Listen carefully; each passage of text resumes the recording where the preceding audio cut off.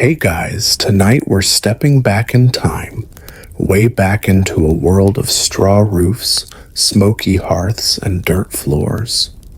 You're about to be born not into royalty, not into nobility, but as a humble peasant in the medieval countryside.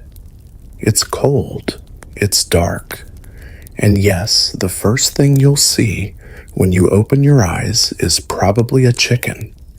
You're wrapped in rough linen, barely cleaned, nestled in a corner of your family's one-room hut.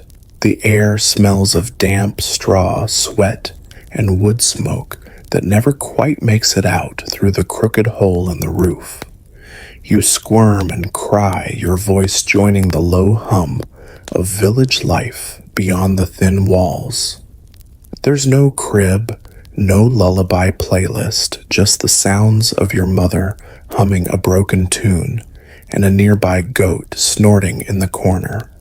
This is your beginning. And spoiler alert, you probably won't survive this life. Not all the way to old age, at least. Infant mortality's through the roof. Half your playmates won't make it past 5. But for now, you're alive. That's something, so before you get comfortable, take a moment to like the video and subscribe, but only if you genuinely enjoy what I do here. And hey, let me know in the comments where you're listening from and what time it is. Midnight in Manila, 10 p.m. in Toronto, I'd love to know. Now dim the lights, maybe turn on a fan for that soft background hum, and let's ease into tonight's journey together. Your first moments are spent swaddled in your mother's arms as she fights back exhaustion. She's young, probably 16 or 17, but already looks older than her years. She's done this before. Some of your siblings survived, others not so lucky. There's no priest at your birth. Just a village midwife with hands like bark and eyes that have seen too much. You're not born in a hospital. You're born on straw laid down on the earthen floor. There are hens pecking nearby and a dog that won't stop sniffing you. This is the medieval version of sterile conditions. If the midwife remembers to say a prayer while cutting your umbilical cord with a sharpened bit of bone, that's your welcome ceremony. Baptism comes later if the priest's sober and the river hasn't frozen. But you're already marked as one of the village. The fire is stoked a little higher that night. A neighbor offers your mother a half loaf of barley bread. That's how people celebrate, with the little they have, and always with a deep, aching hope. In these early days, your world is incredibly small. The walls of your hut are made of wattle and daub wooden strips packed with mud and dung. It smells like a barn because it is a barn. The animals sleep indoors with you, especially in winter. Pigs, goats, maybe a skinny cow, if your family's lucky. Their body heat helps keep the space warm, which is a polite way of saying very smelly. You're not alone. Medieval families are big. Not because they're thriving, but because that's the math of survival. Have 10 kids, and maybe 4 will make it. You share your straw bedding with siblings, cousins, and probably a flea or 12. Historians still argue whether people actually slept sitting up because of superstition or just because lying down made it easier to choke on the smoke curling up from the hearth. Nights are long, especially in winter. There's no light but the fire. Shadows dance across the ceiling, and stories are whispered in the dark of saints and sinners, wolves and witches. Your father might murmur a prayer before sleep or grumble about the tax collector. Either way, the fire's the heart of the home. The hearth is sacred.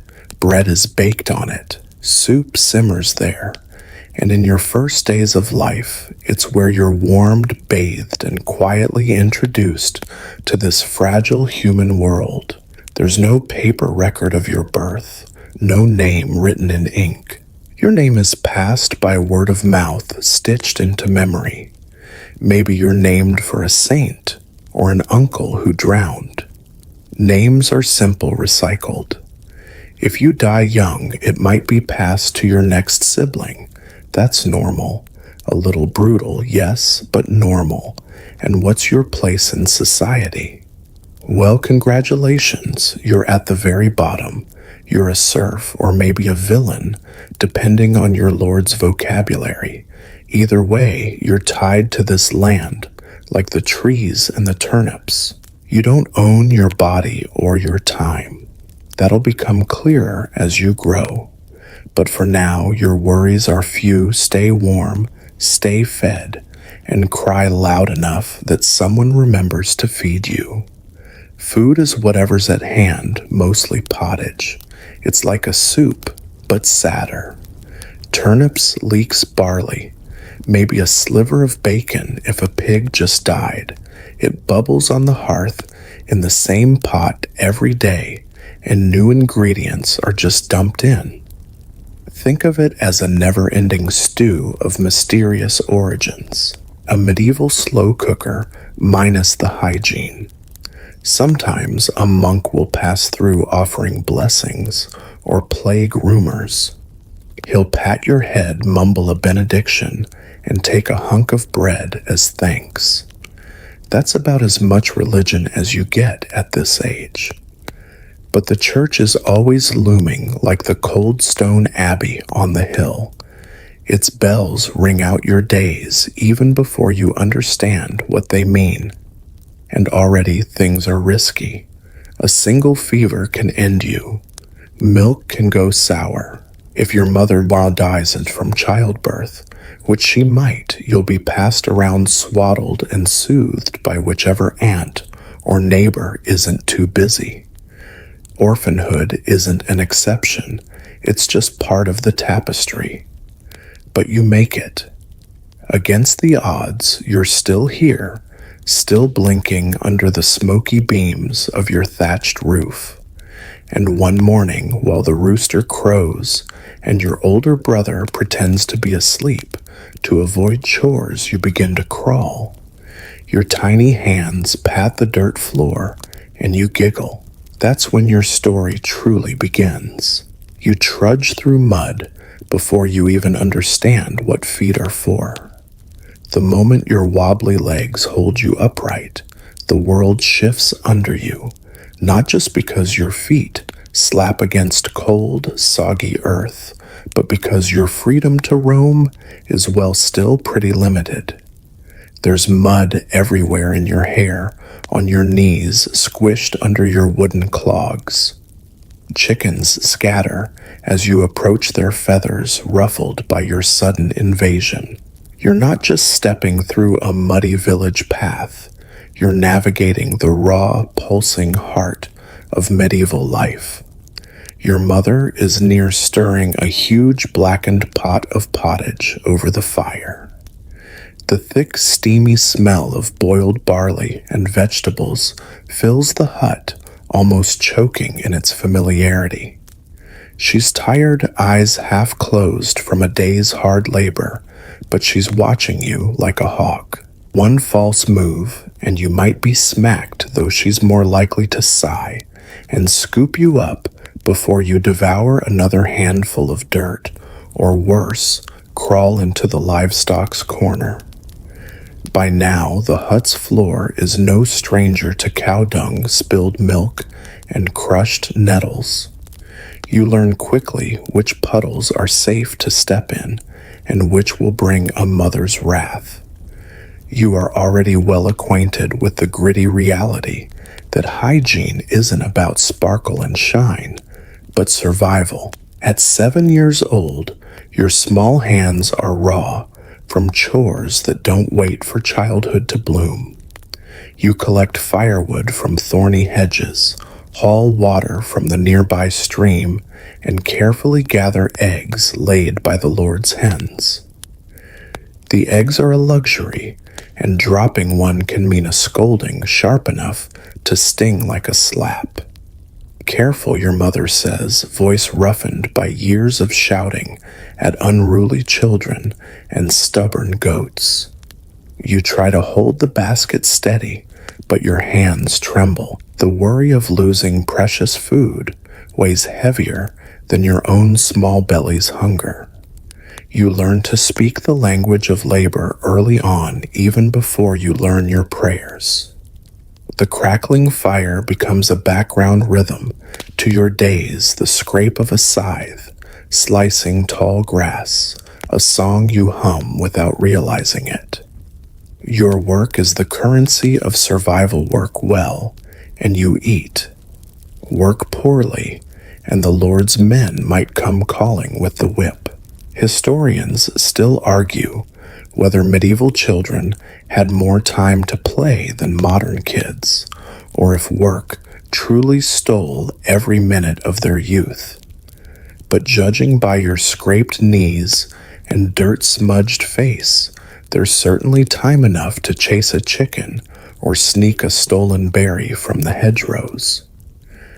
At night, your parents tell stories to help you sleep. Tales of knights and dragons are sometimes too grand for your muddy world, but you listen anyway, wide-eyed and eager. You wonder if elves really do steal babies, as the old women whisper, or if the devil lurks in the shadows, waiting to snatch misbehaving children. You begin to understand the rhythms of seasons by watching the sky and feeling the chill in the air. Spring promises planting, summer harvest, winter the cold and hunger. The village moves like a giant breathing creature, alive with the toil of peasants and the grumbling of lords. And then there's the smell of bread, baking in the communal oven, a rare treat. It's yeasty warm and a reminder that even in the hardest times, sweetness can sneak in like the honey you secretly lick off your fingers during feast days. You also learn the quirks of village life. The man who swears his pig can predict the weather. The woman who always wears a ring made from a bird's claw, and the rumors that drift through the air thicker than smoke. You hear whispers that the Lord's steward has a secret stash of wine, or that the blacksmith's hammer is cursed. In these muddy, chaotic days, you grow tough. Your laughter rings out over fields and barns. You dream sometimes of running away, but the land is your cage and your cradle. Every step forward is a reminder that your life is tied to this patch of earth and to the people who call it home. By the time you're 7, the world stops being a place just for play and starts to become a place where work sneaks into every corner, like the dust that settles on the windowsills or the mud that clings stubbornly to your wooden shoes. You don't get to pretend much anymore. Your days are measured in tasks and chores, each one a small test of endurance and care. Your hands, still small but growing tougher, have already become raw from gathering firewood in the early biting mornings. The skin on your fingers peels cracked from handling rough branches, and the ache in your back from carrying heavy bundles makes you groan quietly, though you dare not complain aloud. Complaints are a luxury you don't have. Your mother sends you out basket swinging from your arm before the sun has fully risen. The sky is still a cold gray wash, and the air smells of wet earth and moss. The woods that skirt the village are your hunting ground. You know which branches to snap and which to avoid. Ones that are too fresh will burn too quickly. Old dead wood makes a steady, lasting fire.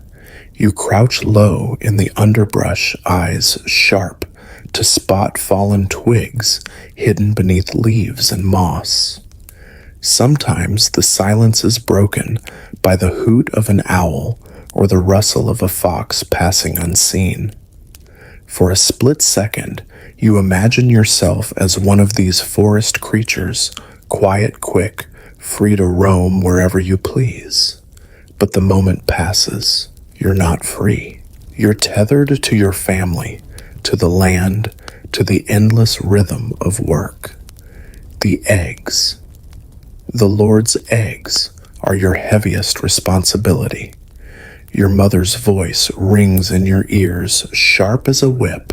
Be careful, one broken egg and you'll pay.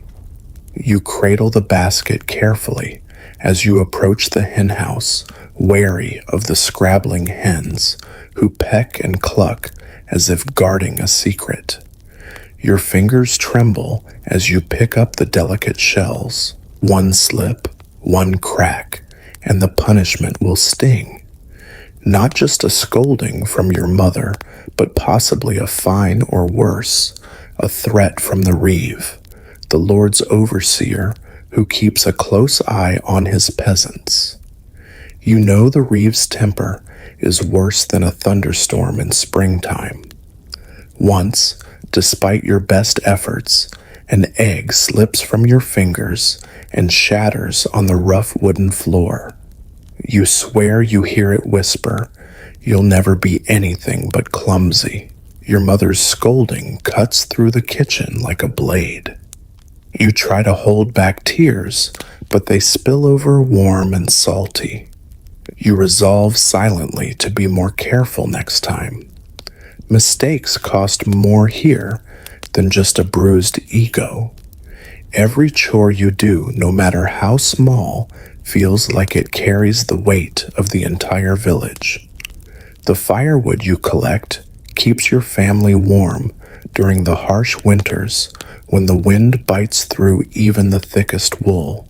The eggs you protect feed the mouths of your younger siblings. The water you fetch from the well quenches the thirst of everyone who lives in your crowded, smoky hut. But your days aren't all work and no play. Market days are a rare spark of color and noise in the gray routine. When the traveling merchants arrive, you're drawn like a moth to flame. Their carts groan under the weight of bright cloths, strange spices, and shiny trinkets you've never seen before. They talk in accents you barely understand and tell stories of places so far away it seems they must be from a dream. They say people in the cities eat with forks made of silver and live in castles with towers so high they scrape the clouds. You listen wide-eyed and breathless, wondering if you'll ever leave your muddy village to see such wonders. Amidst the toil, you find small moments of joy that taste sweeter than honey. A stolen berry plucked from a bramble bush, its juice staining your fingers. The secret thrill of licking honey off your fingers after your mother thinks you're asleep. The laughter that bursts from you when you chase a chicken that flaps its wings in protest.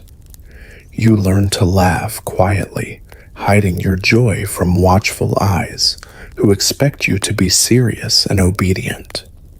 The songs you hear during work are like threads weaving you into a tapestry that stretches back through time. Your parents and neighbors hum simple melodies while they work the fields or tend the animals. These songs are more than just noise. They carry stories of seasons past, saints who protect the village in struggles that everyone understands, but no one speaks of openly. Historians still argue whether these work songs were just practical ways to pass the time, or if they were secret codes of resistance against the daily grind. Either way, these melodies connect you to a history bigger than yourself, and sometimes you hum them quietly to yourself when the world feels heavy. Evenings bring their own rhythm. Your hands ache from the day's labor. Your back is stiff and sore, but your eyes grow heavy with exhaustion. Yet sleep is never silent. The low rumble of animals in the barn mixes with the crackling of the fire. Your younger sibling coughs somewhere in the dark, a reminder of the fragile thread of life. Sometimes the wind whistles through cracks in the walls, carrying with it secrets and fears you don't fully understand. You drift into dreams that are both strange and comforting fields of golden wheat waving gently under an endless blue sky, the distant tolling of a church bell calling the faithful to prayer, the smell of fresh bread baking in the village oven. These dreams are your escape and your hope. Life is hard. There's no escaping that. The cold bites the hunger gnaws, and sickness waits patiently for the weak. But your feet are firmly planted in this muddy earth. Every scraped knee, every blister, every scolding is shaping the person you are becoming. You are no longer just a child. You are a worker, a helper, a small but essential thread woven into the fabric of your village. Remember that the dirt beneath your nails is the same soil your ancestors knew, the same earth that fed kings and queens, peasants and princes alike. It is humble, stubborn, and alive just like you. You're 10 now, and the weight of the seasons presses down on you with steady, relentless pressure. The rhythm of your days is no longer a gentle murmur. It's a pounding drumbeat that never stops. Each sunrise pulls you from your sleep like a tether, and each sunset leaves your body aching, but your spirit quietly pushing forward. You trudge through thick mud and golden fields alike, learning to read the sky's moods and to guess which day will bring rain and which will bring sun. The land is your constant companion, harsh and beautiful, all at once. Your mornings begin before dawn, the sky still wrapped in a deep blue velvet. The cold air bites at your cheeks, and your breath comes out in little clouds as you haul buckets of water from the well. The well is a gathering place where the village's whispers and gossip mingle with the clinking of wooden buckets. Here you hear news of the Lord's demands, tales of far-off battles, and rumors about the strange habits of the blacksmith's wife. By now, your chores have multiplied. You help in the fields, your small hands learning the stubborn art of planting seeds with care, knowing that the slightest mistake might mean a poor harvest. You weed, you bend, you toil under the sun's relentless gaze. Your fingers know the feel of rough grain stalks and the smell of freshly turned earth. You can tell the difference between a healthy plant and one that's sick by the color of its leaves.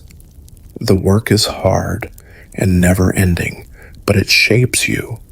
There is a strange kind of pride in your tired limbs and sunburned skin.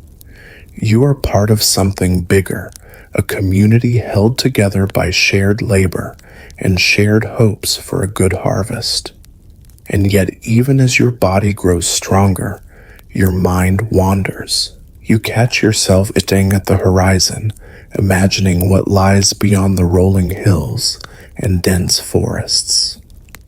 Stories told by wandering minstrels about nights and distant lands seep into your dreams. You wonder if you could ever leave the village, if there's a life beyond this patch of earth. Historians still argue whether medieval peasants felt trapped or if they embraced their lives with a sense of belonging and purpose. Maybe it's both. Maybe you feel the pull of your home and the call of the unknown tugging at your heart at the same time. Your world is also filled with small magic and superstition. You learn to recognize signs like the way a crow caws at dawn or the shape of a cloud and what they might mean for the coming days. Your grandmother tells you stories about elves who live in the woods, fairies who dance in the moonlight, and witches who can curse a whole village. Whether these are true or not, you listen carefully. In a world full of uncertainty, stories like these offer a strange comfort. You're still a child, but the line between innocence and responsibility is thinning. Your parents rely on you more every day. You fetch water, tend animals, and keep an eye on your younger siblings. The village itself feels like a living thing, with its narrow lanes, wooden huts, and fields stretching as far as the eye can see. You know everyone's name, their stories, their struggles. At night, when the work is done and the fire crackles low, your family gathers to share what little they have. The food is simple, a stew of vegetables and whatever meat the Lord's huntsmen allow. But the warmth of company fills the gaps hunger leaves behind. You listen to your father's voice as he tells old tales, stories passed down from ancestors you never met. You hear about battles, brave deeds, and terrible losses. These stories wrap around you like a blanket, keeping the cold at bay. Sometimes sleep doesn't come easy. You lie awake, listening to the sounds of the village dogs, barking the distant call of an owl, the soft snore of your mother. You think about what the future might hold. Will you marry someone from the village? Will your children live as you do? Will the land always demand so much? In this life of steady toil, you find moments of joy. The smell of fresh bread baking in the communal oven is a promise of better days. The taste of wild blackberries picked on a secret walk through the woods is a stolen treasure. The laughter of friends echoing through the fields is a balm for tired bones. And though the world feels heavy, you carry on step by muddy step, heart quietly full of hope. At 12, you find yourself standing on the edge of childhood and adulthood, like a sapling stretching toward the sun, but still rooted deep in the soil of your village life. Your hands have grown stronger, calloused by years of steady labor, and your back is no stranger to the ache of long days in the fields. You are no longer just a helper in the household. You have become a worker whose skills matter deeply. You wake before dawn, the world still cloaked in a soft blue shadow, and the chill of morning dew clings to your skin as you step barefoot on the cold earth. Your first task each day is tending to the animals, a job both routine and full of small challenges.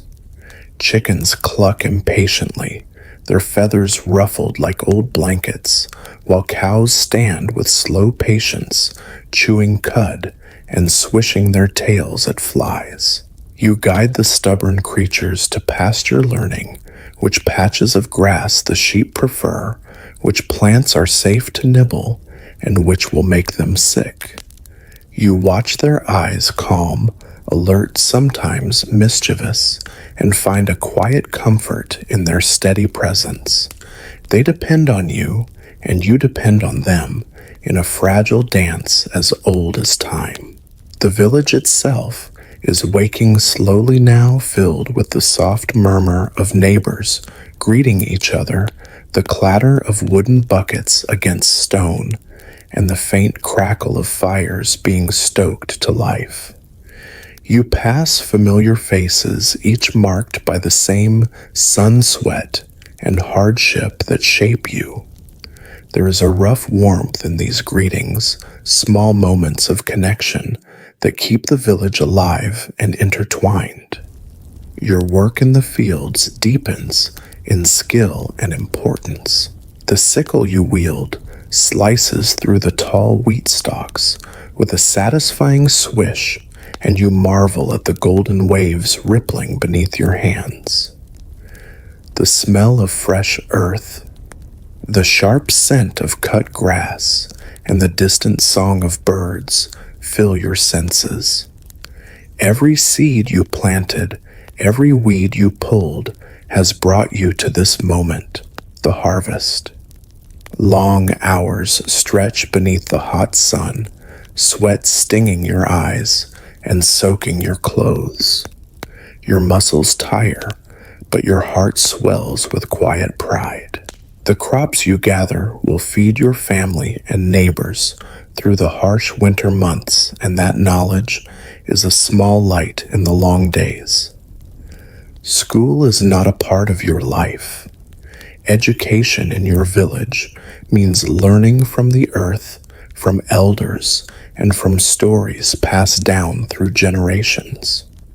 Your parents teach you prayers to say before meals, stories of saints and sinners, and how to read the ever-changing skies.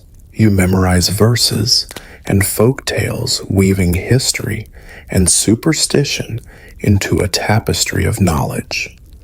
Historians still argue whether peasants' oral traditions preserved more of their world's true history than the scribes in distant castles.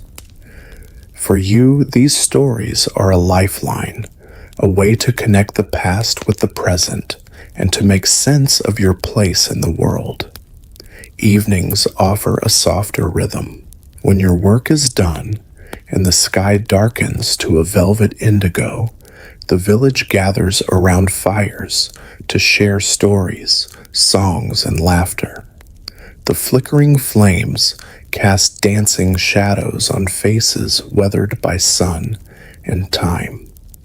You listen to tales of ancient heroes, mysterious creatures lurking in the deep woods, and customs from faraway lands that seem like dreams. These stories, rich with wonder and caution, gently lull you into rest. You notice changes in your own body. Your arms have grown strong and sure. Your voice carries a new steadiness. Looking into the cracked wooden mirror hung by the hearth, you see a face smeared with dirt, eyes bright with curiosity, and the hint of defiance that comes with growing self-awareness.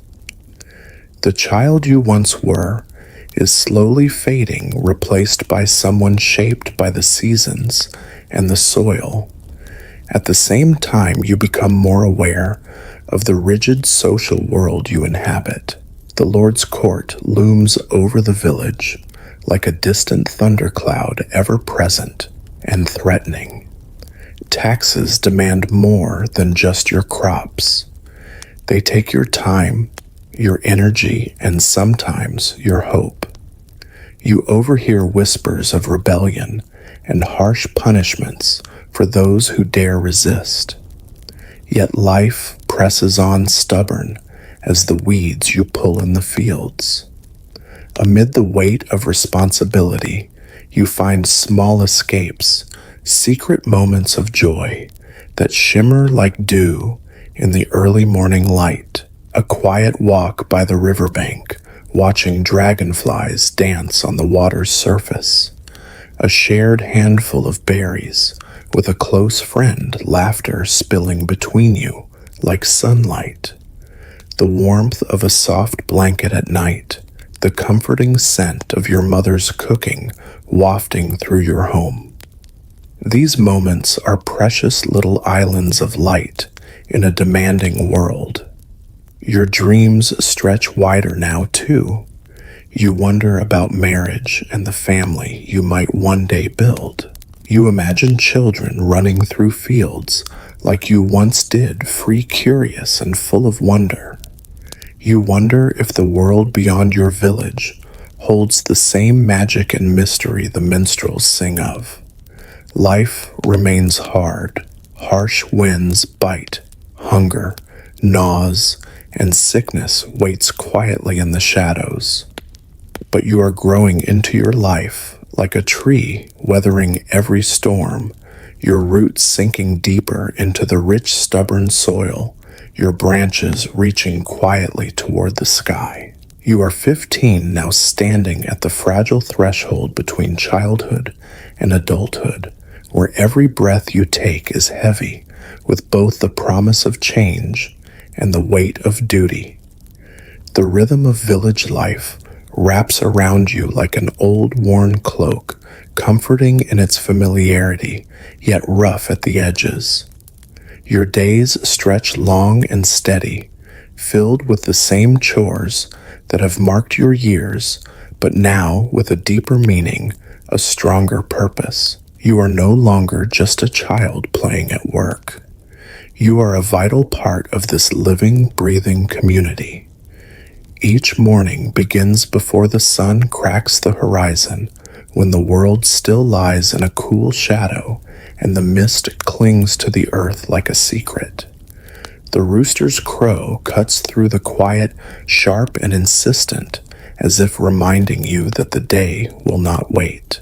You haul buckets of water from the village well, the chill biting at your fingers and the heavy wood thudding against stone echoes the pulse in your veins. Around you, the village stirs to life. Women gather at the well, their voices low and steady, exchanging gossip prayers and bits of news, while the scent of damp earth mingles with the sharp tang of wood smoke drifting from chimneys. Your work in the fields has grown more demanding, your hands more skilled and sure. You wield the scythe with a steady rhythm, slicing through the tall wheat, as if dancing with the golden waves beneath your feet. The soil is a stubborn partner, sometimes generous, sometimes cruel, and you have learned to listen to the wind and watch the sky, trying to read the shifting clouds for signs of coming storms or gentle rains. The fate of your family depends on these silent conversations with nature. Historians still argue whether medieval peasants felt the land as a benevolent mother or a harsh taskmaster, but you know it is both a giver of life and a relentless challenge. The weight of your social position presses on you with increasing clarity. You hear the distant footsteps of the Lord's tax collectors, their visits growing more frequent and their demands heavier. Whispers circulate of families stripped of their lands, neighbors forced to leave home, and terrible punishments for those who resist. The village feels fragile beneath this pressure, but the bonds between its people are strong, woven from shared hardship, solidarity, and an unspoken promise to endure. You notice how eyes linger longer on you now, a mixture of expectation and hope, as if the village looks to you to carry its future. Amid the toil, you find moments of lightness, small islands of joy in the sea of labor. You share stolen laughs with friends during breaks in the shade, the sound a soft melody against the backdrop of work. You catch the occasional glance from someone whose eyes hold a flicker of something more than friendship, sending a thrill through your chest. You tuck away these secret moments like precious gems because they remind you that life is not just work and worry. It is also the flutter of excitement, the warmth of connection, the quiet pulse of growing desire. Evenings bring a welcome softness. When the work is done and the sun dips low, painting the sky with shades of pink and gold, the village gathers around roaring fires. The scent of roasting meat and fresh bread fills the air, mingling with the smoke and laughter. Stories rise like smoke tendrils into the night, the exploits of brave knights, the cunning tricks of clever folk, the eerie mysteries of the deep forest. You sit among friends and family, feeling the comforting warmth of belonging, even as your mind drifts toward the unknown that lies beyond your village's borders. Dreams take on new shapes and colors.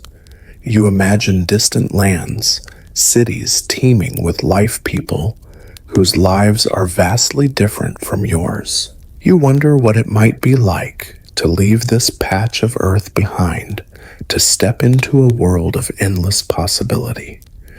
But these dreams carry their own shadows, the fear of failure, the crushing weight of responsibility, and the knowledge that your choices are limited by the world into which you were born.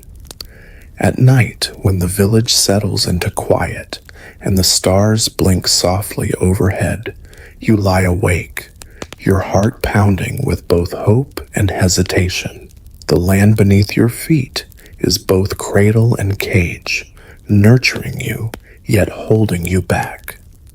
You wonder if the life you know will ever change, or if you are destined to walk the same path as those before you, bound to the soil, to the seasons, and to the endless cycle of work and waiting. And yet, despite the hardships, you rise with the sun each day.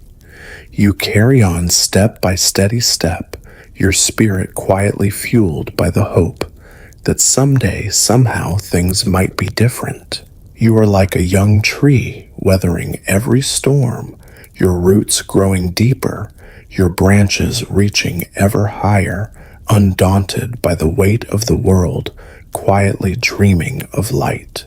You're 18 now, and the world feels both heavy and vast all at once. Your body is stronger, shaped by years of early mornings under the sun, bending over fields and caring for animals.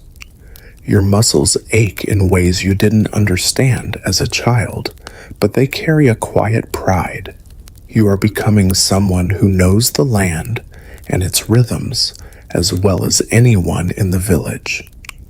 Yet beneath that strength, there's a flicker of restlessness, a yearning for something just beyond the edges of your life.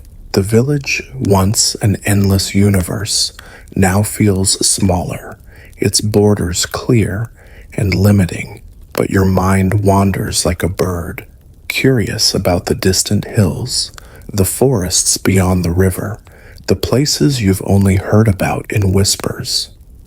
Your days begin before dawn, when the world is cloaked in deep blue and silence. You slip quietly from your home, the cold morning air biting at your skin, the earth damp beneath your bare feet. The village is just beginning to stir. Roosters, crow dogs bark in the distance, and the soft murmur of neighbors greeting each other floats faintly through the mist. You take up your tasks with steady hands, leading the animals to pasture, your feet sinking slightly into the soft soil, guiding cows and sheep as they graze with slow patience. You know which patches of grass the sheep prefer, which plants to avoid, because you've learned to listen to the land as if it were speaking to you. The smell of fresh earth, the warmth of the rising sun, the distant song of birds. All of it feels alive, a living tapestry you are part of. The tools you wield, hoes, sickles, spades, are almost extensions of your body now. You move through the fields with practiced ease, cutting wheat in long, swaying motions that create golden waves beneath your hands. The harvest has become less a simple task and more a delicate balance, a fragile promise hanging on the whims of weather and pests. You've seen how a sudden hailstorm or a late frost can wipe away months of effort in a single night. And then there is the constant shadow of the Lord's taxes, an invisible weight that demands more grain, more livestock, more labor, no matter how thin your stores grow. It is a harsh reality that never quite leaves your thoughts. Historians still debate how peasants truly felt about the land, whether they saw it as a nurturing mother or a relentless taskmaster, but you know it is both. The soil feeds you, yes, but it demands everything in return.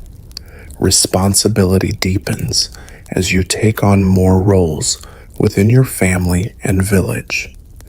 Elders look to you with new respect, seeking your counsel on small disputes or communal tasks. You help younger children learn the rhythms of village life, passing on the stories and traditions your parents taught you.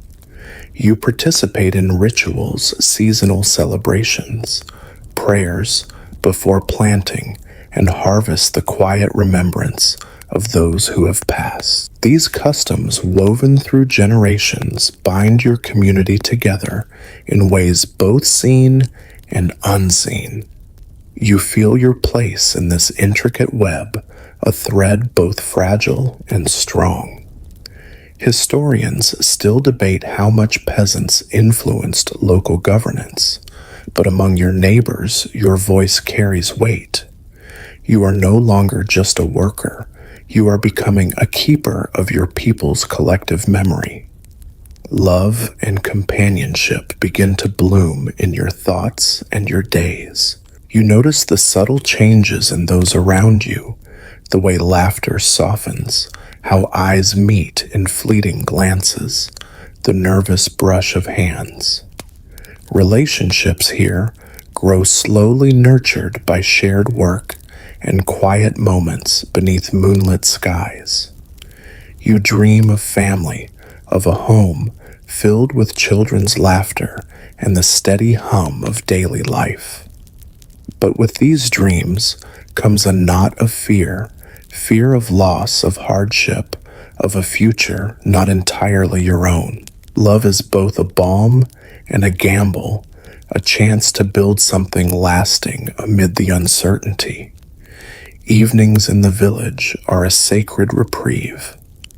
After the long toil, the community gathers around fires that crackle and spark their glow, casting soft shadows on weathered faces. The smell of roasting meat, fresh bread, and herbs fills the cool air. Minstrels sing songs that carry both joy and sorrow, tales of ancient battles, lost loves, and mysterious creatures that haunt the deep woods. Their voices weave a tapestry of sound that both soothes and stirs your soul. These stories remind you that you are part of something larger, a lineage stretching far beyond your small village, connected by history and myth. The world is wider, stranger, more magical than you sometimes dare to hope. But reality remains ever present, harsh and unyielding. You hear whispers of famine, striking distant villages, of plagues that creep silently through the countryside, and of wars fought far away, but whose echoes ripple even here. The Lord's demands grow heavier with each season, threatening to strip away not just your crops, but your very hope. Sometimes, when the night is deepest and the wind howls through the trees, it feels as if the earth itself conspires against you. Yet in the face of these shadows, the community's spirit shines quiet, resilient, unbreakable. As you lie beneath the vast canopy of stars, their cold light twinkling softly above your thoughts drift like clouds. Your life feels poised on a knife's edge, balanced between the innocence of youth and the weight of impending adulthood. The future is a mystery, a path not yet walked full of possibility and peril. You carry it quietly within your heart, a seed waiting to sprout in the soil of your life. You rise with the sun each day, carrying the hopes of your family and village in your steady hands. Like a young tree weathering storms, your roots grow deeper, with every trial your branches reaching slowly toward the light, undeterred by the world's burdens. In this quiet strength, there is a promise that no matter how hard the earth may press down, light will find a way to grow. At 21, you find yourself standing firmly on the boundary between youth and the full weight of adulthood, a moment in life where the past's familiar rhythms meet the unknown path ahead. The village feels like both sanctuary and cage. Each well-trodden dirt road, the soft curve of the thatched roofs, and the towering trees at the edge of the fields hold comfort, but your heart aches quietly for the places you have only heard of in stories, the wider world beyond the hills. Your mornings begin well before the sun breaks the horizon. The air carries a sharp bite, fresh and cool whispering of the turning seasons. As you pull yourself from the warmth of the straw-filled bed, your muscles remind you of every year's labor, strong now, but with a dull ache that never quite disappears. The damp earth clings to your bare feet as you step outside, a fresh breeze sweeping the scent of dew and pine through the village. The world is quiet, save for the occasional crow of a rooster and the low murmur of animals waking. You head toward the fields, the soil still heavy with moisture from last night's rain. Your hands calloused in steady work, quickly planting seeds with the precision of someone who knows that every small act counts. The earth here is both your ally and your adversary, a force that can be generous with life, but ruthless with neglect. You recall stories from elders of terrible famines, villages starved to the bone by droughts that withered crops and dust storms that stripped the land bare. At the same time, there are memories of years when the skies opened wide, sending gentle rains that swelled the rivers and made the wheat grow tall and golden. It is a delicate balance, this dance with nature. Historians still argue whether peasants felt empowered by their intimate knowledge of the land or resigned to the whims of forces beyond their control. Your role in the village has evolved beyond labor. With age comes responsibility, and you have become a trusted figure among your neighbors. When disputes arise over shared fields or grazing rights, your calm voice helps ease tensions.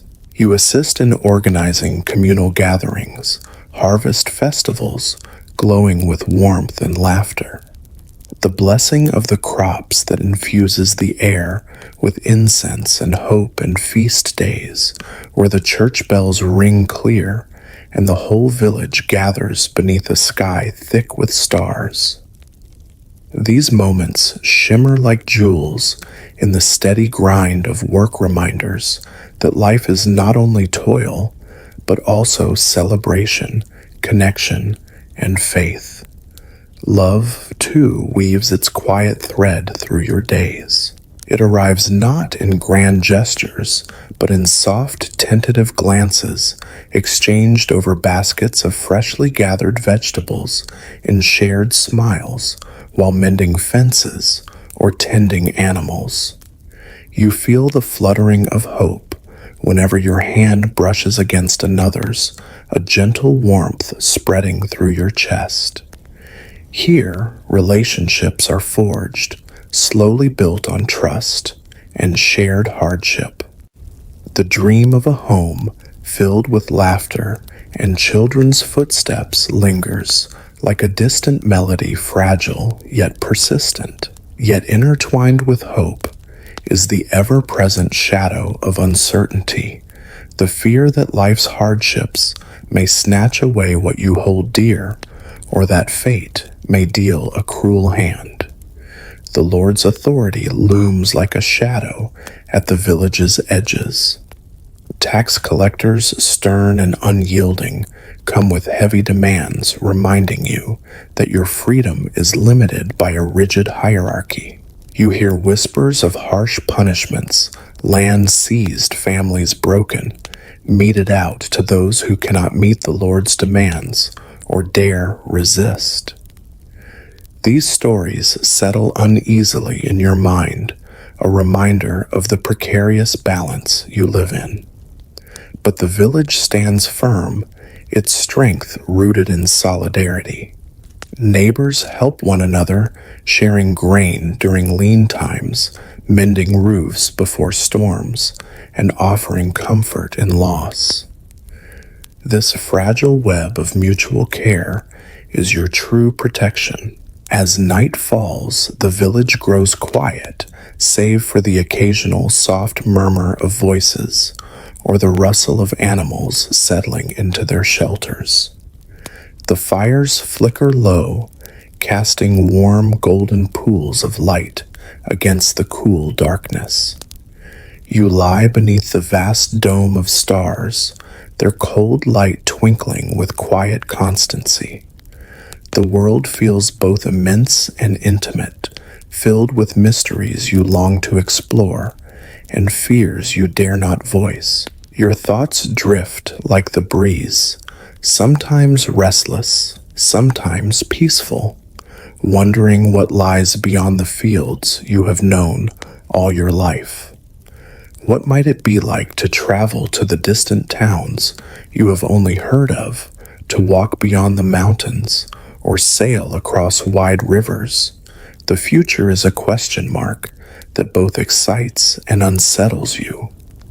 Yet even as doubts and dreams swirl within you, there is a steady flame of determination. Each day you rise with the sun, you carry the weight of your family's hopes, the village's future, and your own quiet dreams. You are like a young tree rooted deeply in the earth, shaped by storms and sunshine alike, reaching slowly but surely toward the light. The life you lead is humble and hard, but it is yours, threaded with moments of joy, resilience, and hope. Now, in your mid-20s, you find yourself settled deeply into the rhythms of village life, shaped and softened by years of steady work and quiet endurance. The village feels like an old friend, with its narrow dirt paths, the scent of wood smoke curling from chimneys, and the gentle hum of daily activity weaving through the air like a familiar lullaby. Yet there's always a whisper beneath that comfort, a restless urge to understand what lies beyond the hills you see every morning when the sun rises. Your days begin early, just as the sky lightens from deep navy to soft blush. The first cool breaths of dawn fill your lungs, carrying the earthy scent of dew-soaked grass and the faint sweetness of wildflowers growing at the forest's edge. You step outside your modest cottage, feeling the chill of the morning air on your skin, the cold biting but refreshing. The world is quiet except for the soft stirrings of animals, waking the low bleat of sheep, the occasional crow of a rooster, and the flutter of birds in the branches overhead. Your hands, toughened and steady, now move with practiced ease. You work the land not just for yourself, but for your family and neighbors, knowing that every seed planted carries hopes for survival. The soil, rich but demanding, responds differently each year, sometimes welcoming growth, other times resisting under the strain of drought or pests. You recall stories your elders shared, tales of years when the crops failed and hunger gnawed at the village, leaving empty stomachs and heavy hearts. And yet there were also years of plenty when the wheat grew tall and golden, and the harvest festival lasted for days, filling the air with music, dancing, and the scent of fresh bread baking. Historians still debate whether peasants viewed their relationship with the land as a partnership or a ceaseless battle against forces beyond their control. Your role in the village has expanded beyond just labor. With age comes responsibility, and your voice now carries weight in the Council of Elders. You help settle disputes over land use and grazing rights, mediating with calm patience that earns respect. The social fabric of the village is tightly woven. Neighbors lean on each other in times of joy and hardship alike. When winter snows blanket the fields, you gather wood to share with those whose stores run low. During planting and harvest, hands come together working side by side, laughter breaking through the cold. These bonds sustain you more than you might admit, silent pillars of strength beneath the surface of daily life. Love has blossomed quietly, like a tender shoot breaking through the earth. It isn't marked by grand declarations, but by small, intimate moments, exchanging warm smiles across the marketplace, sharing a stolen glance, while mending fences, the soft brush of fingers as you pass a basket of freshly picked herbs. Your relationship has deepened, rooted in years of shared labor and mutual care. You dream of building a home filled with laughter and children's footsteps, a haven from the world's uncertainties. And yet, even as hope grows, you carry the shadow of doubt, the fear that hardship or sickness might steal these dreams away. The specter of illness remains ever present. You've heard whispers of plagues that have swept through nearby regions, leaving devastation in their wake. The village takes precautions, boiling water for tea, keeping fires burning to purify the air, watching carefully for the first signs of fever or cough. The stories passed down speak of sudden deaths and mourning silences, fears that have seeped into the bones of every villager. Scholars still argue about how medieval peasants understood disease, whether as divine punishment, natural misfortune, or something else. For you, these dangers are not just stories, but real threats lurking beyond the familiar fields. Despite these fears, life pulses vibrantly in the small moments, the crackling of the hearth fire as you gather with your partner after a long day, the taste of freshly baked bread still warm on your tongue, the soft rustle of leaves in the evening breeze. The village evenings are often filled with storytelling tales of enchanted forests where ancient spirits dwell, of clever tricksters who outwit the cruel, and of heroes whose bravery echoes through generations. These legends are more than entertainment. They weave a tapestry of meaning that connects you to your ancestors and to a world beyond the tangible. The Lord's presence is a constant, if distant, weight.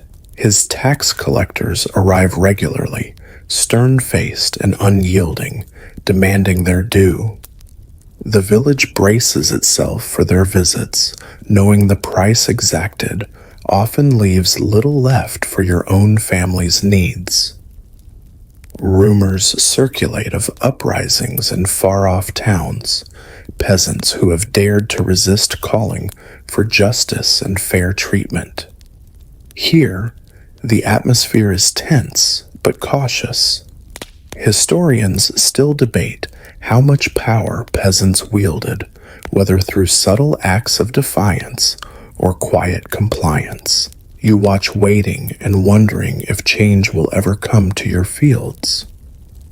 As night descends, the village settles into a peaceful hush. The stars emerge one by one, scattered like diamonds across the velvet sky, their cold light comforting in its constancy. You lie beneath this vast canopy, your thoughts drifting gently between memory and dream. The weight of your years presses softly on your shoulders, but alongside it rests a deep, quiet hope that your life, your love, and your labors will ripple outward, carrying the promise of a better tomorrow for those who come after you.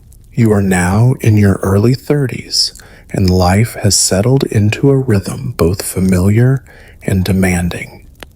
Each day begins in the soft, sleepy hours of dawn, when the first pale light slips gently over the horizon, painting the sky with strokes of pink and gold.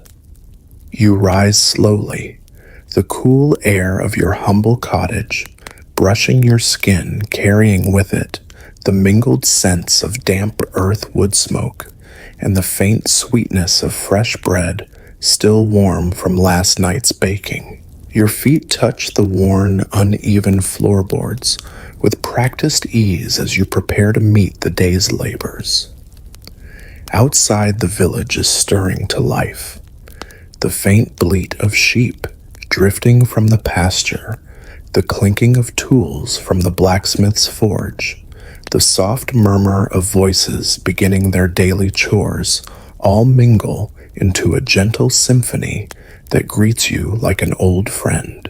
The air is crisp, carrying the scent of pine and earth, and you breathe deeply, feeling a quiet gratitude for these small, grounding moments. The work ahead is as unyielding as the seasons themselves. You tend to your fields with care, knowing that every seed you plant carries the fragile hope of survival. The soil is sometimes generous, other times stubborn and weary from repeated use. You've learned to read the subtle signs, how the soil cracks in dry spells, how the leaves curl when pests creep in unseen, how the weather's whisper can predict the coming storms. Your hands, roughened and scarred by years of toil, move with a steady confidence, a silent dialogue with the land that has shaped you as much as you have shaped it. Harvest remains the heart of your year, the time when the fruits of your labor are gathered, weighed, and shared. It is a season tinged with both celebration and anxiety. The grain will fill the village storehouse, feed the animals through winter, and pay the Lord's demanding taxes. You remember stories from your elders about harsh winters when the snow fell early and the granaries ran dangerously low. There were years when the harvest failed, leaving the village hungry and desperate, and other years when the fields overflowed with bounty laughter, spilling freely from doorways. Historians still debate whether these cycles of scarcity and plenty hardened peasants into resigned workers or sparked resilient communities that cherished every good season as a miracle. The seasons turn inexorably, and so do the challenges. Winter's cold is biting, and the village braces against its chill. Fires burn low in hearths, and families gather close, sharing warmth and stories in the flickering light. In these moments, you feel the strength of community most deeply. The silent acts of kindness, the shared burdens, the laughter that rises softly like a fragile flame in the dark. Neighbors come together to mend fences, share food, and keep watch over the vulnerable. These bonds forged through hardship are the unspoken foundation of village life. Love continues to grow quietly, its roots deepening with each passing year. Your partner has become your closest companion and confidant, a steady presence amid the unpredictability of your world. Together, you dream of a home filled with children's laughter and the simple pleasures of shared life. A garden bursting with herbs and vegetables, a hearth fire crackling as evening stories unfold. Yet these dreams carry the shadow of uncertainty. The ever-present risk of illness looms a silent threat that can steal away life without warning. Tales of sudden sickness and loss thread through the village's collective memory, reminding everyone of life's fragile balance. You find solace in the village's healers, often women steeped in the knowledge of herbs and remedies passed down through generations. Their craft is a delicate blend of tradition, observation, and hope. While historians still argue about the true effectiveness of medieval healing to you, their care is a lifeline, a small comfort against the unknown. You watch as they prepare poultices, boil herbs, and whisper prayers, their hands steady despite the uncertainty that shadows their work. The Lord's presence remains a heavy shadow over your life. His tax collectors come with unyielding demands, taking much of what you harvest and leaving little for your own family's needs. The social order is rigid and unforgiving, reminding you daily of the limited power you hold. Yet despite these pressures, life in the village is far from bleak. Festivals, though modest, punctuate the year harvest feasts, where the village gathers to sing, dance, and share stories under the open sky. These moments of joy are vital, lifting spirits and weaving a sense of hope into the fabric of daily existence. At night, you lie beneath the vast sky, a canopy of stars stretching endlessly above. The cool air is tinged with the scent of pine and fresh earth, and the silence is filled with the soft whispers of the night creatures. Your thoughts drift slowly, carried by the gentle breeze, between memories of past joys and quiet hopes for the future. The world beyond your village, distant towns with bustling markets and towering cathedrals, feels both distant and alluring. For now, your life unfolds here, shaped by the steady, unhurried pulse of the seasons and the quiet strength of your community. Your mid-30s arrive quietly, like the gentle shifting of seasons that you have come to know so well. Life has settled into a deep, familiar rhythm, a slow pulse you can feel in your bones, in the rough calluses on your hands, in the tired but steady pace of your feet on the worn paths through the fields. The village around you is no longer the noisy cluster of restless youth. It hums now with the calm murmur of families rooted firmly in place. Children's laughter mingling with the soft crackling of hearth fires and the rustling of straw in neatly stacked barns. Each morning you wake before the sun, when the world still holds its breath in the faint gray light before dawn. The chill of early morning air kisses your skin as you step barefoot onto the rough wooden floor of your cottage, the scent of damp earth and wood smoke lingering faintly in the air. Outside, the horizon glows faintly pink and gold, a promise of another day's labor. You pull your coarse woolen cloak tight around you and step into the slowly waking village, where the first birds sing their tentative songs and smoke curls lazily from chimney tops.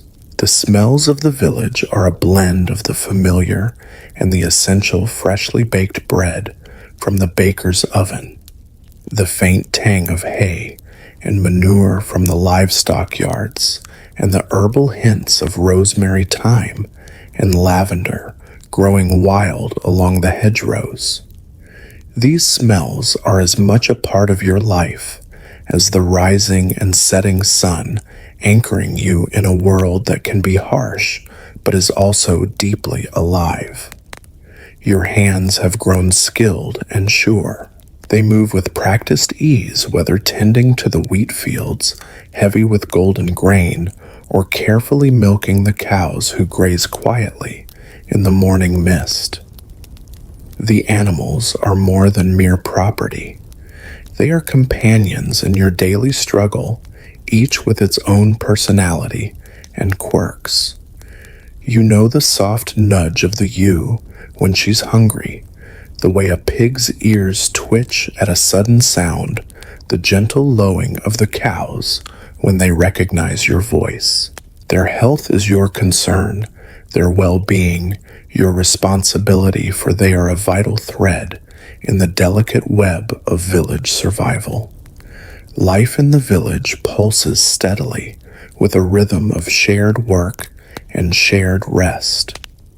You often meet neighbors at the communal well or in the fields, exchanging not just news, but small kindnesses, a helping hand to lift a heavy load, a basket of eggs left at a doorstep, a patch sewn on a worn cloak. These simple acts are the glue that binds the village together. The old stories are told again and again, tales of great famines, fierce storms, or victorious hunts, but always with a thread of hope woven through. Historians still argue about how much agency peasants truly had in their own lives, caught as they were between lords, the church, and the land itself. But here among these people, you feel the quiet strength of community and resilience. Love in your life has grown quieter, deeper, like the roots of the ancient trees that line the village borders. Your partner walks beside you through these years, a steady presence who shares the burdens and joys of each day. Together you dream of a home filled with children's laughter, the patter of small feet running through the garden, the soft coos of newborn life cradled close. Yet with each joy comes a shadow of caution, the knowledge that sickness can come suddenly and without warning, stealing away the fragile new lives before they can take root. The village healer, a woman whose hands are as familiar as the earth itself, tends to the sick with a mix of herbs, chants, and old wisdom passed down through generations. Though historians debate how effective medieval medicine truly was, some calling it superstition, others recognizing its practical value, you find comfort in her care. Her small cabin, fragrant with drying herbs and soot from a low-burning fire, is a sanctuary of hope amid the uncertainty. You watch as she mixes poultices, brews teas, and whispers prayers, her voice steady and calm even when the outcome is unsure. The heavy hand of the Lord presses always on the village. Taxes take much of the harvest, tithes the fruit of your labor, and demands for unpaid work on roads, on the Lord's manor, or in distant campaigns drain time and energy.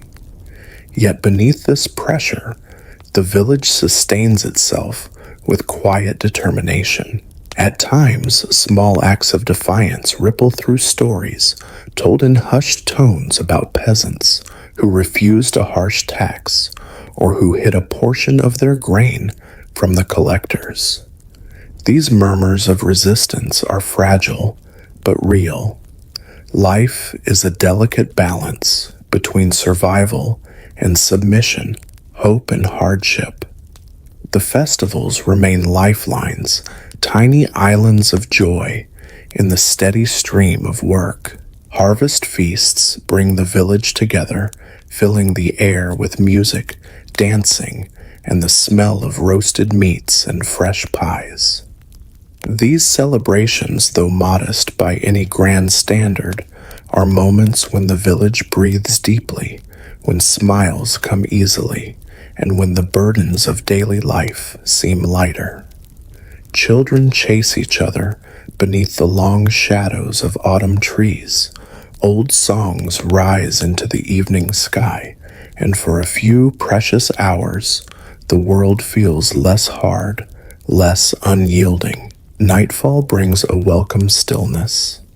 You lie beneath the heavy wooden beams of your cottage, the rough woolen blankets pulled close against the cool night air. Outside the village, quiets only the occasional bark of a dog or the soft rustle of leaves stirs the darkness. Above the stars stretch out like scattered diamonds, their cold light touching the earth in a silent blessing. The vastness of the night sky humbles you, reminding you of your place in a world both ancient and ever-changing. Your thoughts drift slowly, weaving memories and hopes into the quiet darkness. The cycles of life, death, and renewal have marked you deeply.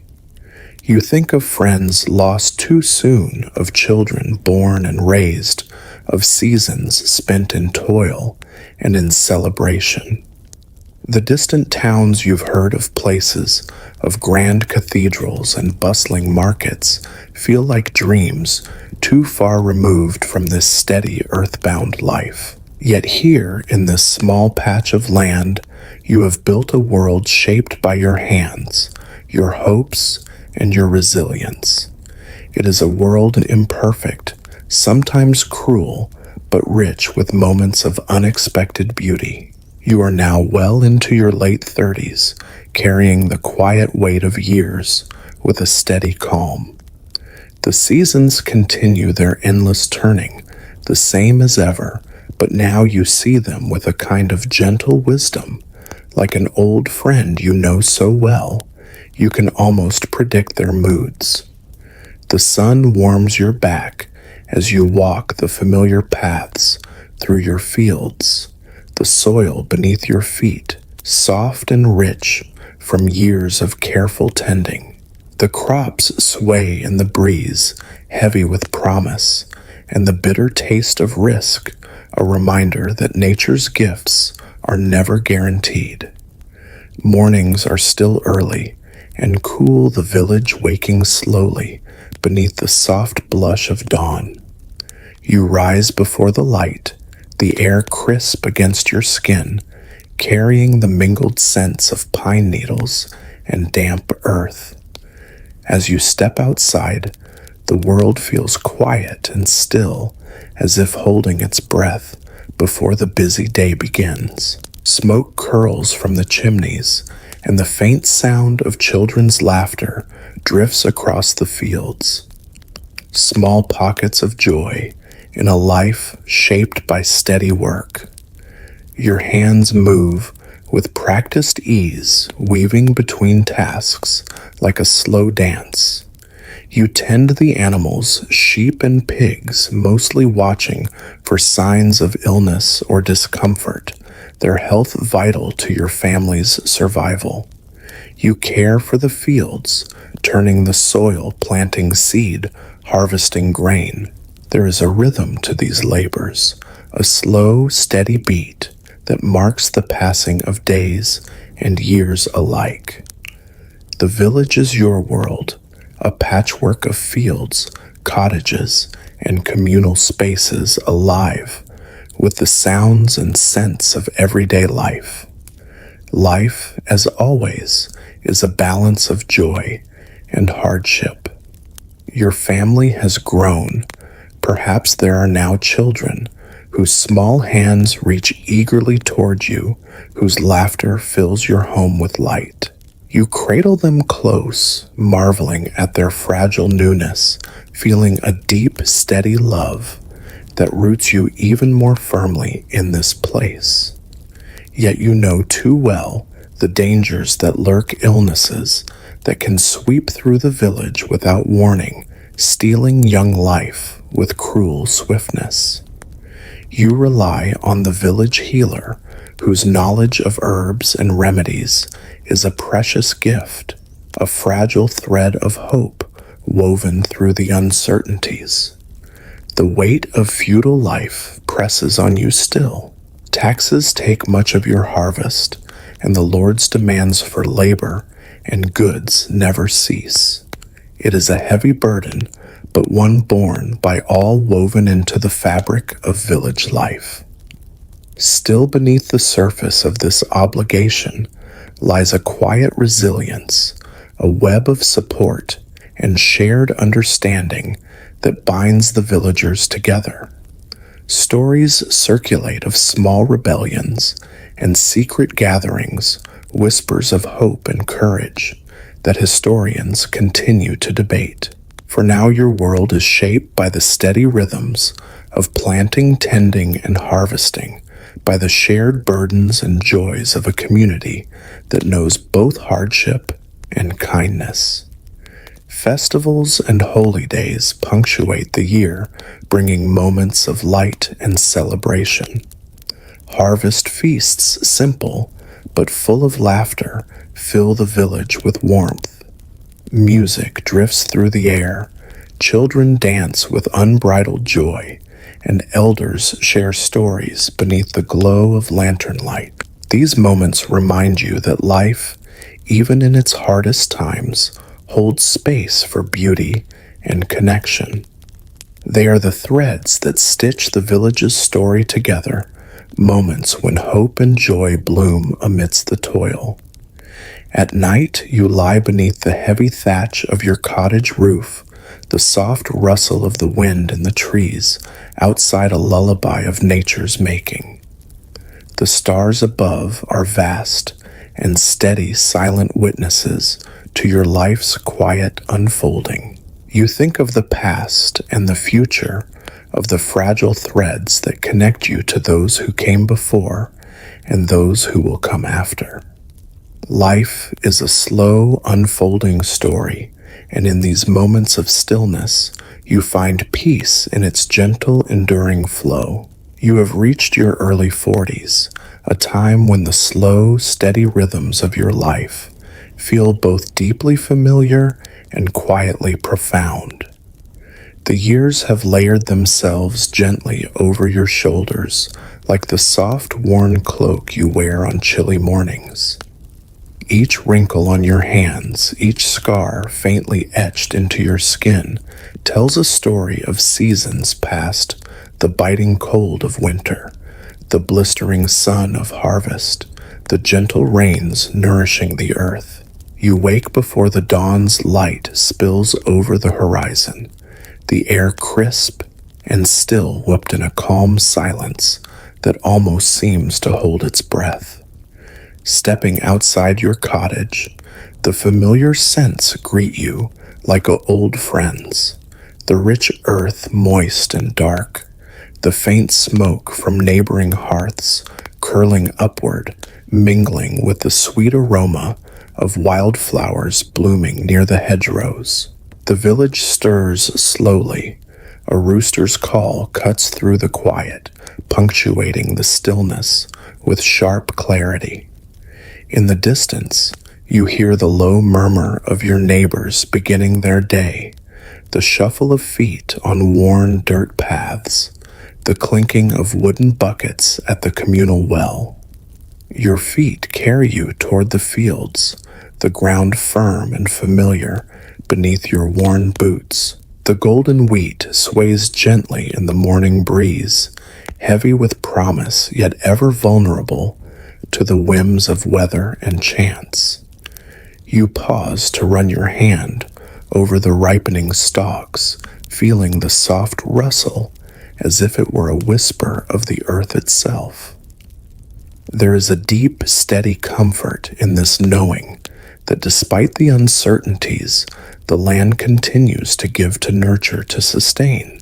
Your hands, roughened and strong, move with careful precision as you tend the animals, sheep grazing peacefully in the meadow, their wool thick and tangled from the spring growth, pigs rooting happily in the soft soil, noses twitching with curiosity, chickens clucking softly, scratching at scattered grain. These creatures are not mere property, but companions on your daily journey, their lives entwined with your own in a delicate, silent conversation. You have learned to read their subtle signals, the slight limp of a sheep, the faint wheeze of a pig, and act swiftly to protect them from sickness or injury. The village healer's remedies linger in your memory, poultices of comfrey leaves, teas brewed from chamomile and yarrow, whispered prayers that seem to echo with the land's ancient magic. Around you, the village pulses with quiet life. You cross paths with neighbors, carrying baskets of eggs or bundles of firewood, exchanging warm smiles and brief news about the weather or the next market day.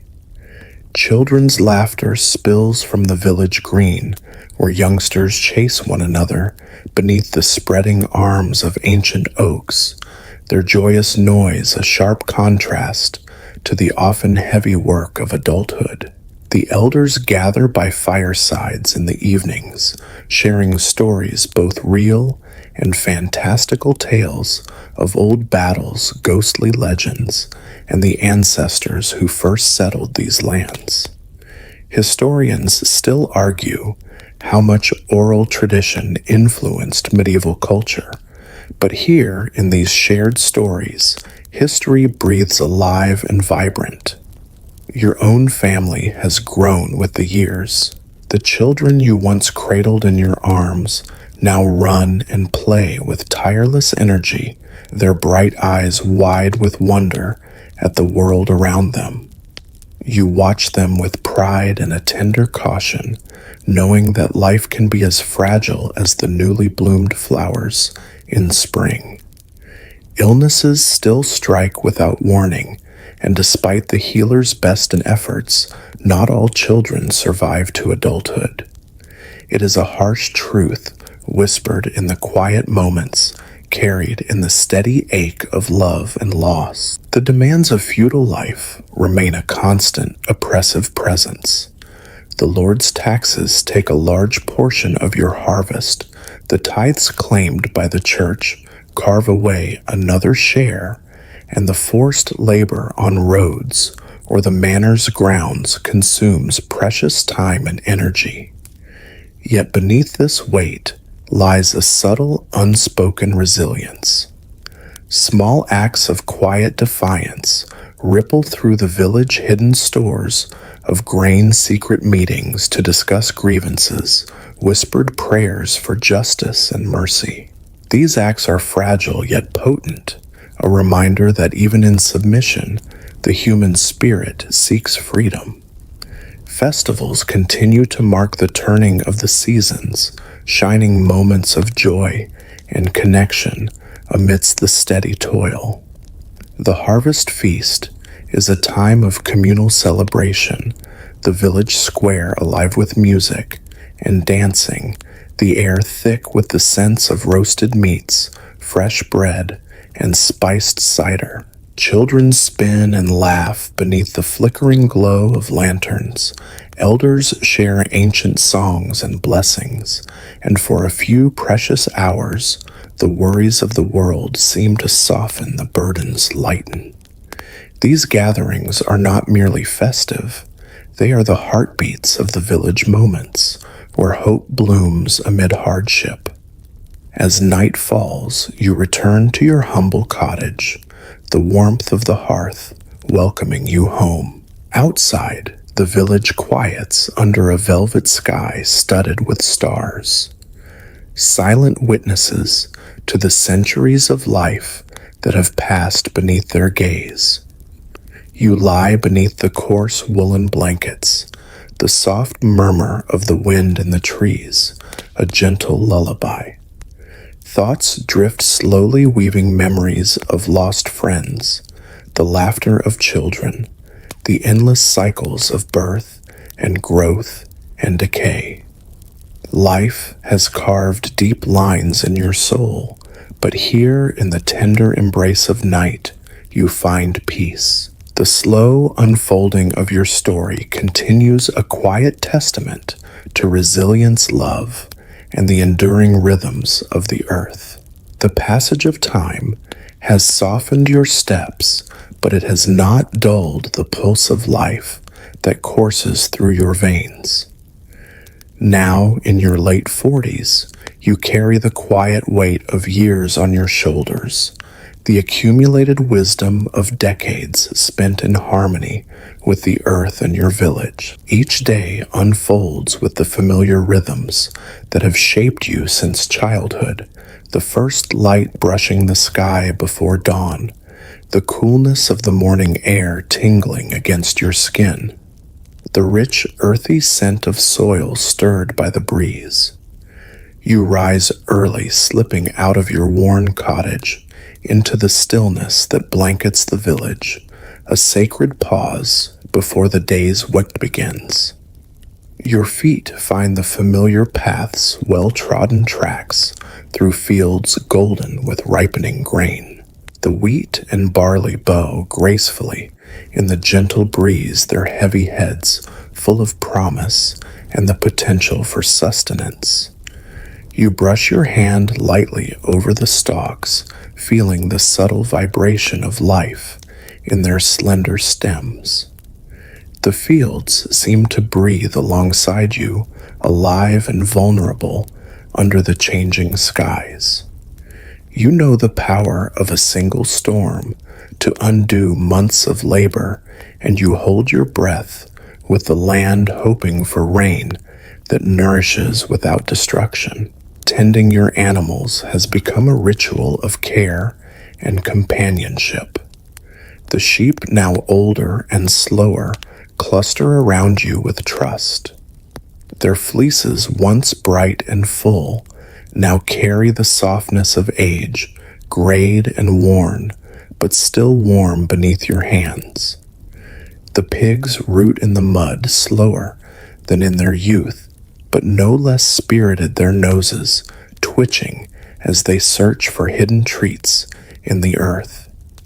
Chickens cluck softly nearby, scratching the dirt for grains with persistent energy. You speak to them in a low murmur, a gentle hum that soothes and reassures. These creatures are not merely sources of food and clothing. They are fellow travelers on life's journey, their quiet presence a steady comfort in the ebb and flow of days. Around you, the village hums with quiet life. Neighbors greet each other with nods and smiles, baskets of eggs and bundles of firewood exchanged in the soft light of morning. Children dart through the trees, their laughter ringing out like bells chasing one another with wild abandon. The elders, their faces etched with years, gather in small groups to share stories by the fireside. These tales, woven from memory and imagination, connect the past to the present, carrying lessons and warnings through generations. Historians still debate the extent to which oral tradition shaped medieval culture, but here beneath the spreading oaks, history lives in voices soft and strong. Your family is your anchor amid the changing tides. The children you once cradled in your arms have grown into young adults, their hands steady and sure, their eyes bright with the fire of youth. Some have started families of their own, and you watch your grandchildren play near the edge of the fields, their laughter a balm to the weariness, sometimes pressing against your ribs. You take quiet pride in their small triumphs, their first successful harvest, their careful tending of the animals, their learning of the old songs and stories that bind the village together. In their joy and growth, you find a measure of peace, a reassurance that life continues its steady cycle. The burdens of feudal obligations still weigh on your shoulders. The Lord's taxes claim a large portion of your harvest, and the tithes demanded by the church take another share. You work long days, your hands raw and blistered, your back bent under the weight of labor. Yet beneath this heaviness lies resilience, a quiet determination that threads through the village like an unbreakable thread. You remember tales of distant peasant revolts, fiery uprisings that spark heated debates among scholars even now. Here, rebellion takes subtler forms, a shared glance, a whispered prayer for justice, a hidden reserve of grain saved for lean times. These small acts of defiance sustain hope, where open revolt is too dangerous to contemplate. The village festival's luminous islands in the river of your life continue to brighten the seasons. The harvest feast is the most cherished and exuberant celebration of survival and abundance. The square fills with music and dance, the air thick with the smell of roasting meat, fresh bread, and spiced cider. Young couples twirl beneath lantern-light faces, flushed with happiness and promise. Elders sing ancient songs, voices roughened by time, but rich with feeling. These celebrations are more than mere respite. They are the heartbeats of the village moments, when burdens lift and hearts beat in joyous unison. As twilight falls, you retreat to your home, the warmth of the hearth welcoming you like an old friend. The firelight dances on the walls, casting shifting shadows that seem to tell their own stories. Outside, the vast night sky spreads above stars, twinkling softly like distant lanterns guiding the way. You wrap yourself in a soft blanket, the worn wool comforting against the chill creeping in. The village quiets around you, the rustling leaves, the hoot of an owl, the gentle breathing of your loved ones, all form a lullaby for the soul. Memories drift through your mind like wisps of smoke, faces of friends long gone, moments of laughter and sorrow, lessons learned in the hard school of life. There is a peaceful acceptance here, a soft letting go of the urgency that once propelled your younger days.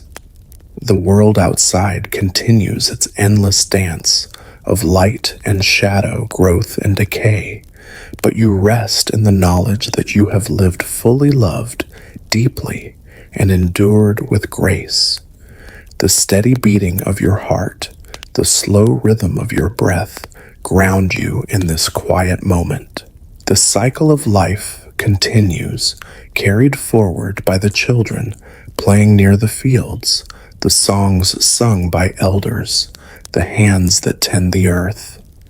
You are part of this endless story, a thread woven through generations, fragile and strong all at once. The winter comes early this year. The sky has taken on a permanent grayness, like the world has wrapped itself in a cold woolen shawl. Frost clings to the fields each morning, dressing the earth in thin crystal lace, and the breath of both beast and man fogs in the air like little ghosts. You are now in your early 50s, though years in a peasant's body are not like the ones counted by the wealthy. 50 feels like 80 when your joints have known 1,000 harvests and your back has bent over the soil for every season of your life. And yet you rise, slowly, more carefully than before, but still you rise. The rooster's crow is no longer your alarm. Your bones announce the morning, first creaking and sighing like the beams of an old church. The children, your children, and now their children, are the ones who take to the fields in earnest. You sit by the door warming your hands, by the fire mending a net, or shelling beans, or weaving baskets from willow reeds. Your work is quieter now, but no less meaningful. Age has turned your hands into history. They are gnarled, rough as bark, lined like riverbeds. But each scar is a line from a story of the time you pulled a lamb from its mother in a midnight storm, or the year you dug up the entire cabbage patch by hand after a hailstorm flattened it. Your fingers may tremble now, but they still know the weight of a wooden hoe, the shape of a child's cheek, the warmth of bread just out of the oven. The rhythm of your days has shifted. No longer driven by the demands of the Lord's field or the church tithe, your time now belongs to you, or at least more than it ever did. You spend long hours in the warmth of the hearth, watching the younger ones take on your old burdens. You smile to yourself when your eldest mutters about lazy oxen, or a stubborn rain cloud echoes of your own complaints, now softened in memory. You give advice only when asked, and even then gently, as though offering a spoonful of honey rather than a command. In your mind, time folds back on itself. You often think of your mother, her tired hands kneading dough in the same hearth corner you sit in now. You remember your first pair of shoes, handed down from 3 older siblings, patched with love and string. You remember your wedding night, awkward and silent, and warm all at once. Your first child's scream in the dark, the year the well ran dry, and you walked miles for a bucket of muddy water. These are your treasures. These are your riches. Historians still argue whether peasants truly found happiness in such limited lives or whether resignation simply wore the mask of peace. But in the flicker of firelight, as your youngest grandchild tugs at your sleeve, to hear a story you don't feel resigned. You feel something slower, deeper, fulfilled. Your body is a map of survival, your mind a library of days that passed unnoticed but were never wasted, and your heart, though tired, beats with the quiet certainty that you have done your part. There are still hardships, a cough that won't quite go away, a harvest smaller than expected, a letter read aloud at Mass, bringing rumors of far-off wars and kings with strange ideas. You've stopped paying much attention to such things.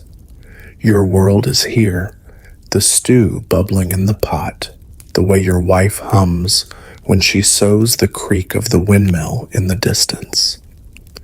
That's enough. Sometimes you walk through the village in the late afternoon, leaning on a stick carved by your grandson.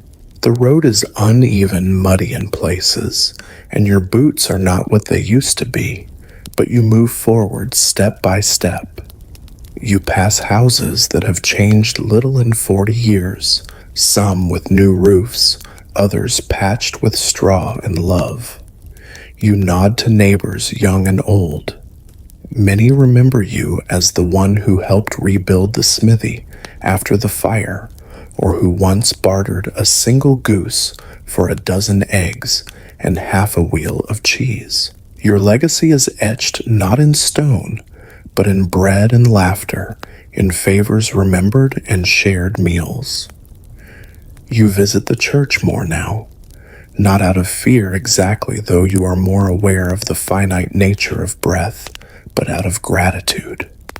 The stained glass still glows red and gold when the sun hits it just right, and the candles flicker like prayers made real. You sit quietly, not always listening to the priest, but letting the hush of the place soothe your thoughts. Death is no longer a shadow that startles you. It's more like an old friend waiting just beyond the hill, waving patiently. One night you wake with a feeling, not fear, not pain, just a knowing. You breathe slowly, deeply. Your wife is sleeping beside you, curled like a question mark, her hair silver in the moonlight. You listen to the house, the quiet crackle of dying embers, the sigh of the wind against the shutters, the shifting weight of the cat at your feet. And then you rest your eyes. Your passing is simple, no storm, no drama, just a letting go. In the days that follow, the village gathers. People speak your name softly, as though it might still echo. They remember the bread you baked in the bad year, the time you carried old Marta home through the snow, the joke you told that made the reeve snort wine through his nose. They don't call you a hero or a saint, just someone who lived well. In the churchyard, a wooden cross marks your resting place, surrounded by others just like it. No grand tomb, no etched stone, just wildflowers, some planted by your granddaughter's small muddy hands. And the sound of bees in summer wind, in winter, always whispering, always moving. You are part of the land now, and the land remembers. The seasons keep turning long after your footsteps have faded from the muddy paths, and the sound of your laughter no longer echoes by the fire, but in the soft hum of life that continues, the creak of a wagon wheel, the murmur of wind through barley, the crackle of kindling in the hearth. There is a thread of you woven into it all. Your life, though modest, was never meaningless. Every seed you sowed, every child you cradled, every time you stood in the rain to save a lamb or stayed up late mending a broken fence, it all left its mark. You were never rich, never powerful, but in the quiet resilience of your days, you carried more dignity than a crown could hold. And now, as the village slips into evening once again, the fields darken under the indigo sky, and a child stirs in a cradle beside a warm fire. Somewhere, an old story is being retold. A memory is passed down. A lesson is remembered not from a book, but from a life well lived. So rest now. Let your breath slow. Let the weight of the day fall away like the last golden leaves of autumn. You've walked the long road from cradle to grave, not in triumph, but in tenderness, not in splendor, but in steadfastness. And in the rhythm of that quiet, enduring life, you helped shape a world. The stars shine gently overhead. The hearth glows softly behind you, and the earth, ever patient, holds you close, just as it always has. Sleep now, traveler. Your journey is done.